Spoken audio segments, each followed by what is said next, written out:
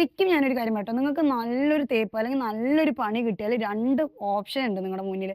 ഒന്ന് നിങ്ങൾക്ക് പൊട്ടി പൊളിഞ്ഞ് പാളീസായി നശിച്ചു പോവാം. നിങ്ങളുടെ ജീവിതം തന്നെ അതോടുകൂടെ നിങ്ങൾക്ക് നശിപ്പിച്ച് എന്താ പറയാ, എന്നെ ആളിങ്ങനെ ചെയ്തോണ്ട് ഞാൻ ഇങ്ങനെ നശിച്ചു പോയി, എന്റെ ചുറ്റോടുള്ളവർ എന്നെ ഇങ്ങനെ കാണിച്ചോണ്ട് ഞാൻ ഇങ്ങനെ ആയിപ്പോയി എന്ന് പറഞ്ഞിട്ട് മറ്റുള്ളവരെ മേലെ കംപ്ലീറ്റ് ബ്ലെയിമും കൊടുത്തിട്ട് നിങ്ങളങ്ങട് നശിച്ച് നാറാണക്കല്ലെടുക്കുക അറിയില്ല. ആ ഒരു അവസ്ഥയിലേക്ക് നിങ്ങൾക്ക് നിങ്ങളുടെ ലൈഫിനെ കൊണ്ടെത്തിക്കാൻ പറ്റും. രണ്ടാമത്തെ ചോയ്സ് എന്ന് പറഞ്ഞാല് അത് പൊളിയാണ്. അവിടന്ന് നിങ്ങൾക്ക് കേറി വരാം. നിങ്ങളുടെ ഡ്രീംസ് സെറ്റ് ചെയ്യാം. പുതിയ പുതിയ കാര്യങ്ങൾ ഇംപ്ലിമെന്റ് ചെയ്യാം. ലൈഫിനെ അടിച്ചു പൊളിക്കാം. കാരണം ഇതിൽ കൂടുതൽ നിങ്ങൾക്കൊരു പണി കിട്ടാനില്ല. 8ഉം 16ഉം തികച്ച് പണി കിട്ടിയിട്ടുണ്ട്. 8ന്റെ പണിയും 16ന്റെ പണിയും പാടെ.